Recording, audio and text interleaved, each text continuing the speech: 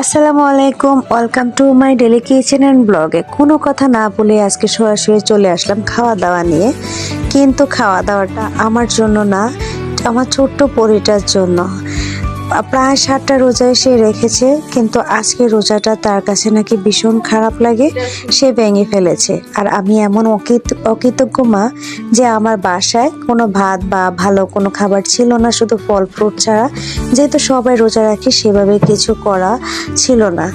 আর তারপরে আমি এই ছোট ছোট রুটিগুলো ফ্রিজে অনেকদিন আগে রেখেছিলাম, সেগুলো ভাজি করে মেয়েকে খাওয়াই দিয়ে তারপর ওকে নিয়ে আমি নিজে স্কুলে চলে গেলাম। রোজার দিন মেয়েটার স্কুলটাও খোলা, স্কুলটাও বন্ধ হয় না যে মেয়েটা একটু রিল্যাক্সে বাসায় রোজা রাখবে।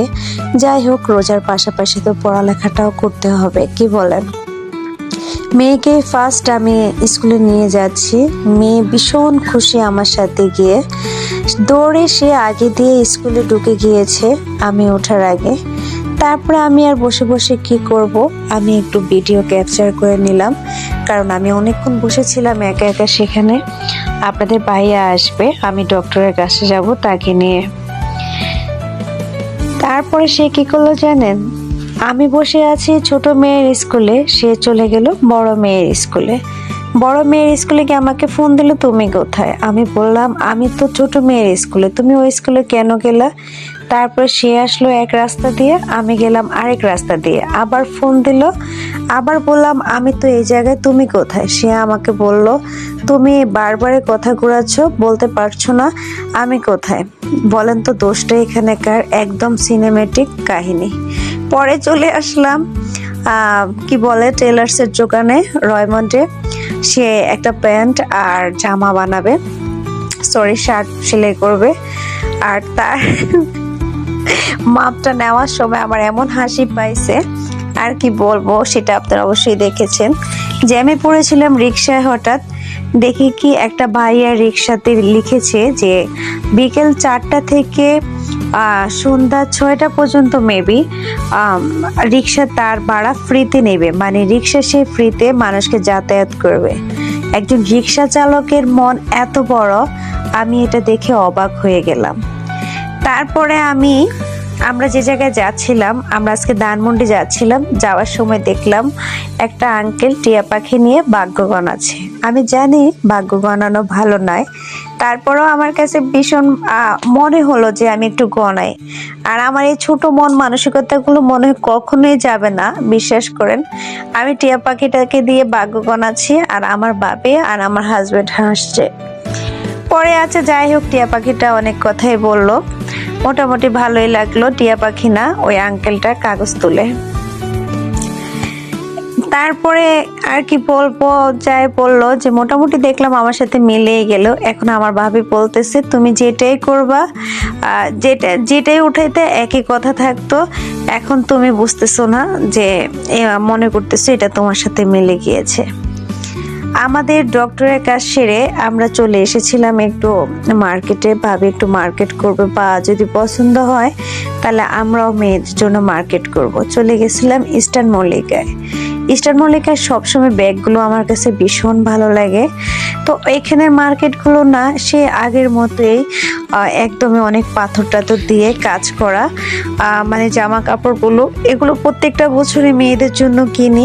আর এগুলো দেখা যায় যে একটা দিন পরে আর পরে না, তাই তেমন একটা ভালো লাগে নেই। মনে হচ্ছে যে আগের সেই কালেকশনগুলো। দেখেন পুতুলটা কি সুন্দর সালাম দিচ্ছে, আমার কাছে ভীষণ ভালো লাগলো। কত সুন্দর করে শাড়ি পরেছে দেখেছেন? আমরা নিজেরাও তো এত সুন্দর শাড়ি পরতে পারি না। এখানে আমার ভাবি আর হাজবেন্ড লিফট দিয়ে উঠছে, আর আমার হাজবেন্ড পিছন থেকে দুষ্টুমি করে ভাবিকে ধরতেছে, মানে যা করে আর কি। ওই যে কি নন্দায়া আর ভাবি মিলে দুষ্টুমি করলো, আমি একটু ক্যাপচার করে নিলাম। আর আমি একে একে হাঁটতেছি। তারপরে যেটা বললাম ড্রেসগুলোর কথা, ড্রেসগুলো আমাদের কাছে সত্যিকার অর্থে একটুও ভালো লাগেনি। হয়তো বলতে পারেন যে আপনাদের কাছে ভালো লাগেনি, মানুষ হাজার হাজার টাকা দিয়ে কিনে নেয়। হ্যাঁ, এটাই সত্যি কথা। কেন জানি এত হাজার হাজার টাকা দামের ড্রেস কিন্তু একটু ভালো লাগেনি, কারণ এই ড্রেসগুলো কিনে আর রেখে দেই, কেন এত টাকা অপচয় করব, সেটার কারণে সেখান থেকে আমরা চলে গিয়েছি আর ড্রেস কিনে নিই। তারপরে নিউ মার্কেটে গিয়ে টুকিটাকি কিনে, মানে যেগুলো মেয়েদের রাফ ইউজের জন্য লাগে ঈদে, কিনে প্রায় ইফতারের সময়টা হয়ে গিয়েছিল। পরে আমরা একটা ছোটোখাটো রেস্টুরেন্টে ইফতারি খাওয়ার জন্য বসেছিলাম, যে নিউ মার্কেটে যে দোকানগুলো থাকে সেগুলোতে। বিশ্বাস করেন, মানুষ কি আর বলবো, বাংলাদেশের মানুষ এমন কেন আমি বুঝি না, যে তারা মানুষকে ইফতারে খাওয়াবে সেখানেও মানুষকে ঠকাচ্ছে। 250 টাকা করে একটা প্লেট নিয়েছে, বিরিয়ানির বা খিচুড়ির প্লেট নিয়েছে, কিন্তু সেখানে 1 পিসের পরিমাণ মাংস আর দেখা যায় যে 2-1টা তেল। কতটুকু পরিমাণ ঠকাচ্ছে। একটা ভাইয়া তো বরাবরই যেতে গিয়েছে, কিন্তু ওনারা এটা মানতে নারাজ। আমরা চলে আসার সময় দেখলাম আসিয়াকে নিয়ে, যে আসিয়াই তো মেবি বাচ্চাটার নাম, যেটা নিয়ে একদমই তোলপাড় হয়ে আছে, ওর জন্য মিছিল করা হচ্ছে। খুবই খারাপ লাগলো সত্যিকার অর্থে মেয়েটার এত বড় কাহিনীটা শুনে। আমরা কোথায় বাস করি সেটাও জানি না, বাচ্চাদেরকে কোথায় আমরা রাখবো, কোথায় সেফটি আছে বাচ্চাদের বা নারীদের সেটাই জানি না। আল্লাহ তাআলা ওই লোকগুলোকে এমন শাস্তি দেখ যেন অন্যান্য পুরুষেরা অনেক বেশি ভয় পায়। বাসায় এসে দেখে আমার হেল্পিং হ্যান্ড আপু আমার জন্য কিছু ভাত রান্না করেছে আর বেগুন ভাজি করেছে, আর আমার বোনে মুরগি আর ডিম পাঠিয়েছে, ওগুলো দিয়ে টুকিটাকি খেয়ে নিলাম। আজকে আমার ব্লগটা এখানেই শেষ। আসসালামু আলাইকুম।